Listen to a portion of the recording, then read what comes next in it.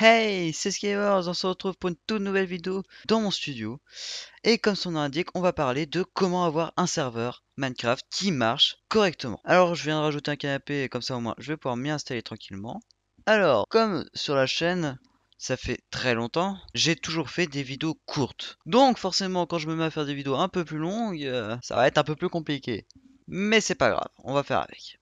Alors déjà, la première chose pour avoir un bon serveur Minecraft, c'est tout simplement d'avoir une bonne équipe. Je m'explique. Il faut avoir un seul fondateur, pas plus, vraiment c'est un seul fondateur qui a les rôles, sinon ça part vraiment en catastrophe.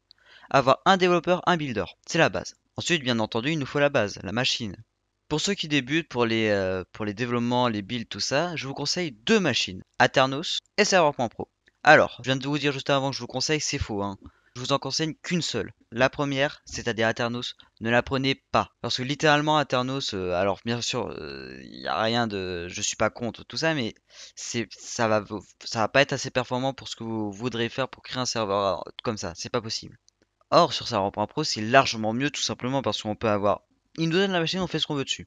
Alors, bien sûr, ça nous met quelques pubs de temps en temps, il y a certaines contraintes et tout, mais voilà. C'est littéralement juste pour pouvoir le développement et le build.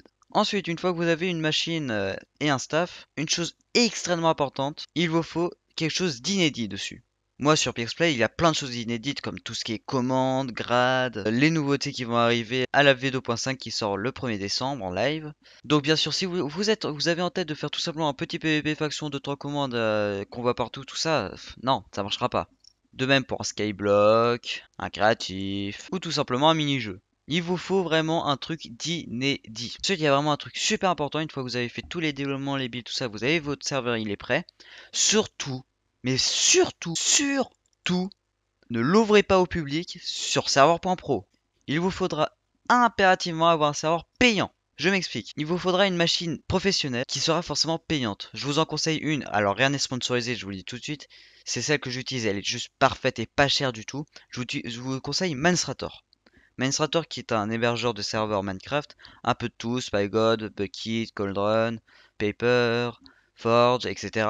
Tout ça sur une machine que vous pouvez avoir à vraiment pas cher. Donc à vous de regarder les offres directement dessus. Mais une fois que vous avez enfin une machine avec les devs, tout ça, et un staff, il vous faudra recruter du modo. Mais à partir de là, une fois que vous avez vraiment une équipe compétente, avec un fondateur, des devs, des builders, des modos, un chien, il vous faudra faire une ouverture. Mais une ouverture digne de ce nom. Quand je dis digne de ce nom, c'est soit un live d'ouverture, un event de gros taré, une nouveauté que personne n'a jamais vue, quelque chose de drôle. Vous voyez ce que je veux dire? Faut vraiment un truc d'incroyable pour attirer des gens. D'ailleurs, je veux pas dire, mais c'est un peu ce que je vais faire le 1er décembre, hein. Alors, si vous voulez voir comment faire, venez, hein. Non, c'est pas du tout une technique de youtubeur. Non, non, vous inquiétez pas. Donc voilà, c'est vraiment ce qu'il faut absolument faire pour avoir un super serveur. Alors bien sûr, n'allez pas rouvrir Skype, aller sur tous vos contacts et dire Eh venez, j'ouvre mon serveur, venez, je recrute, vas-y, allez. Non, bah non. Non, non, non, non, non, non, non, ça marche pas ça. Ça fera juste perdre et mettre une mauvaise réputation au serveur. Et surtout, ne faites pas cette erreur critique.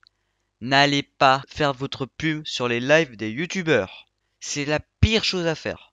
Mais vraiment, vous êtes juste passé pour un con et quelqu'un qui a vraiment personne et qui veut vendre un produit nul. Alors je dis pas forcément qu'il est nul, hein, mais ça donnera cette impression-là. Donc je pense que c'est tout pour moi. J'ai parlé à peu près de tout ce qu'il faudrait pour avoir un bon serveur Minecraft. On se retrouve du coup samedi prochain. Samedi prochain, il n'y aura pas de vidéo, il y aura juste le live d'ouverture qui commencera à 14 h et qui finira vers 16 h.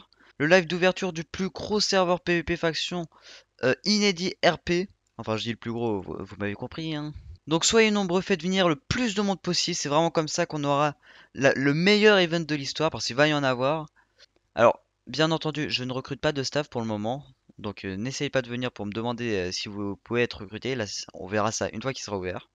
Donc sur ce, abonnez-vous, commentez. Je vais peut-être faire enfin une chose qu'on me demande, mais tellement de fois, que je n'ai jamais fait.